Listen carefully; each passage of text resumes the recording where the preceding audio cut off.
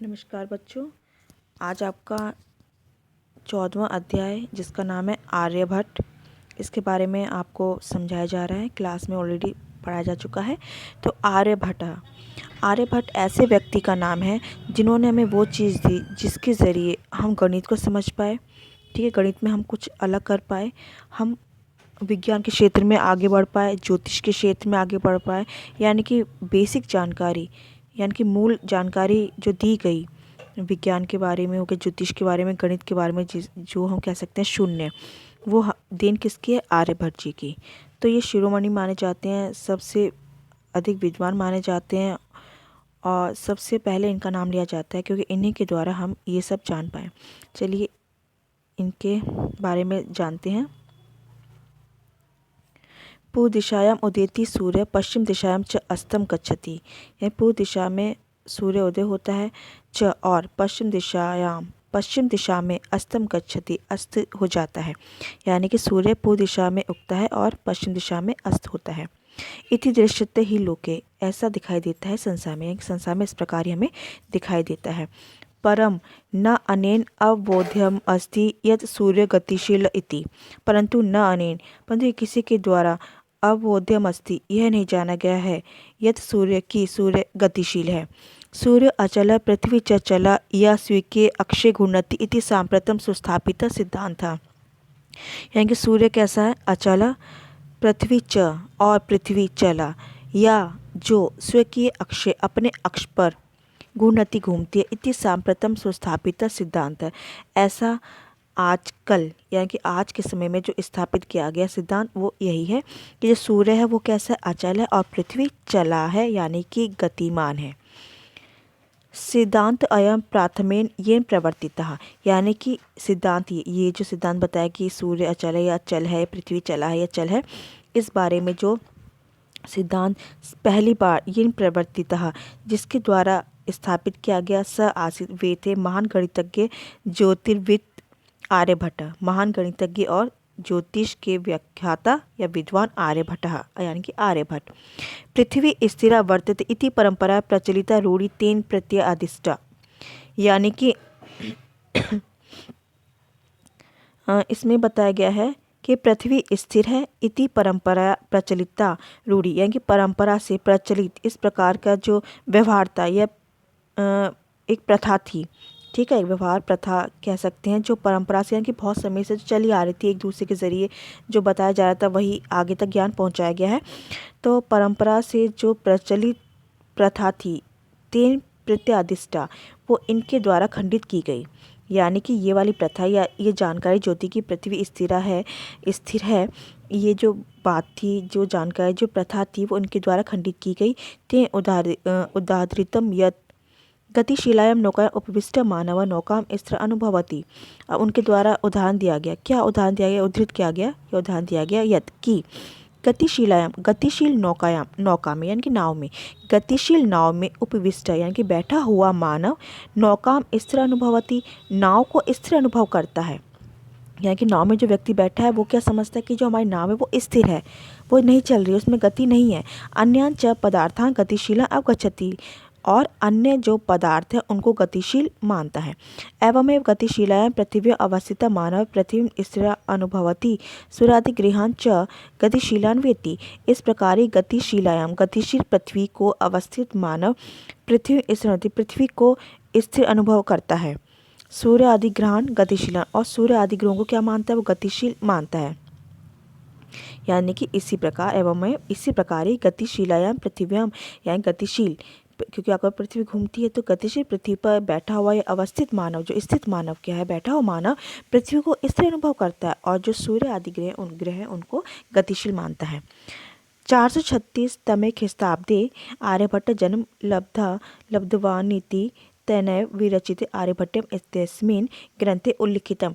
यानी कि 476 ईस्वी में आर्यभट्ट ने जन्म लिया, तेनेव, उनके द्वारा जो विरचित है, यानी कि रचित किया गया जो आर्यभट्टियम काव्य है, जो ग्रंथ है, उसमें इस प्रकार की जानकारी मिली।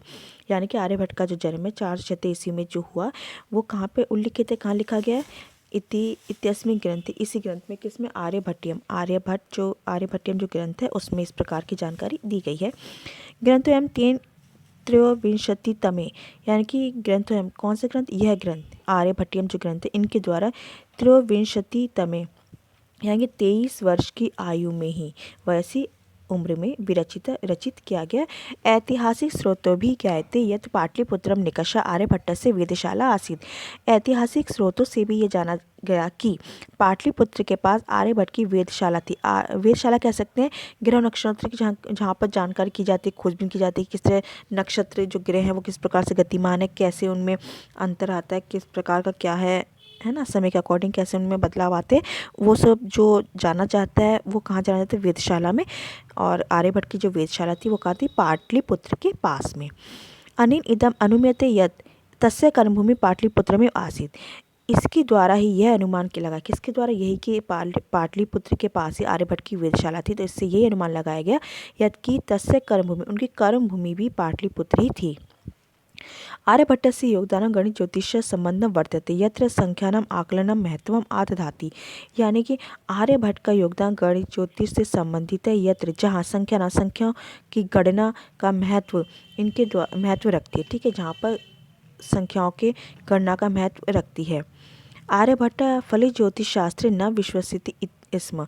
आर्यभट्ट फलित ज्योतिष शास्त्र में विश्वास नहीं रखते थे, ठीक है। फलित मतलब जो इस प्रकार का ज्योतिष शास्त्र चल रहा था या कि उसमें विश्वास नहीं करते थे। गणित पद्धत्या कृतम आदृत्य एव तेन प्रतिपादितम यद ग्रहणे राहु केतु नामको दानवो न अस्ति। यानी कि इस प्रकार वाली ज्योतिष शास्त्र जो था, जो उस समय रखा गया ज्योतिष की जानकारी थी, जितना लोग जानते थे उस पर विश्वास नहीं करते थे। गणित पद्धति से किया गया आकलन को लेकर ही आधार यानी कि आदृत्य आधार मानकर ही एव तेन प्रतिपादन होने इनके द्वारा प्रतिपादित किया गया, स्थापित किया गया यद कि ग्रहणे राहु केतु नामक, यानी ग्रहण होने में राहु केतु नामक दानव नहीं है। यानी कि राहु और केतु नामक जो दानव या राक्षस कारण नहीं है ग्रहण होने में। तथा तो सूर्य चंद्र पृथ्वी इति त्रीणि एव कारणानि। वहाँ तो सूर्य चंद्र और पृथ्वी 3 कारण है। यानी कि ग्रहण जो होता है, चंद्र ग्रहण सूर्य ग्रहण, उनमें जो राहु और केतु नामक जो राक्षस या दानव जिनको कहा जाता है वो कारण नहीं है, बल्कि सूर्य चंद्र पृथ्वी ही 3 कारण है। सूर्य परितः प्रमत्या पृथ्वी चंद्रस्य परिक्रमा पथे ग्रहणम भवति। यानी सूर्य के परितः भ्रमत्या पृथ्वी, सूर्य के चारों घूमती पृथ्वी, चंद्र से परिक्रमा पथे, चंद्रमा के परिक्रमा के पथ पर संयोग से ग्रहण होता है। यदा पृथ्वी छायापात चंद्र से प्रकाश, या इसको इस प्रकार से भी समझ सकते हैं कि जब पृथ्वी की छाया गिरने से चंद्रमा का प्रकाश अवरुद्धते रुक जाता है, तदा तब चंद्र ग्रहणम भवति, चंद्र ग्रहण होता है। यानी कि पृथ्वी की छाया गिरने से, यानी कि परछाई से जब चंद्रमा का प्रकाश रुक जाता है तब चंद्रग्रहण होता है। तथा पृथ्वी सूर्यो मध्ये समागतस्य चंद्रस्य छायापातेन सूर्यग्रहणम दृश्यते। वैसे जिस प्रकार ये धारणा मानी गई उसी प्रकार से इन्होंने ये सिद्ध किया कि पृथ्वी सूर्य के मध्य समागतस्य चंद्र के मध्य आने पर चंद्रमा के छाया से सूर्य ग्रहण होता है। यानी पृथ्वी सूर्य के मध्य में चंद्रमा के छाया पड़ने से सूर्य ग्रहण दिखाई देता है या होता है। समाजे नूतनानां विचाराणां स्वीकीर्णे प्राय सामान्य जनता काठिन्य अनुभवन्ति भारतीय ज्योतिष शास्त्रे तथा आर्यभट्टस्यापि विरोध अभवत्। यानी समाज में नए विचारों को स्वीकार करने प्राय सामान्य जनों को कठिनता की अनुभूति होती है, कठिनता अनुभव करते हैं। भारतीय ज्योतिष शास्त्र में वैसे आर्यभट्ट से भी विरोध, वैसे भारतीय ज्योतिष शास्त्र में भी वैसे आर्यभट्ट का भी विरोध हुआ। यानी कि कोई भी नई पद्धति या नई चीज़ खोज की जाती है, हमारे सामने आती है, हर कोई क्या है उसको जल्दी स्वीकार नहीं करता। उनको लगता है कि जो इतने समों से, इतने सालों से जो परंपरा चलती आ रही है, जो जानकारी अभी तक आ रही है, क्या वो गलत हो सकती है, नहीं हो सकती। लेकिन क्या है, खोजबीन चलती रहती है, उसमें हमें पता चलता है कि जो जानकारी अब तक हमारे पास थी वो सही है या गलत है। तो लेकिन जब नई चीज़ हमारे सामने आती है तो उसका खंडन तो हर कोई करता ही है, लेकिन धीरे धीरे जब वो चीज़ सबको क्लियर होती चली जाती है, समझ में आ जाती है, तो वो उसको मान जाते हैं।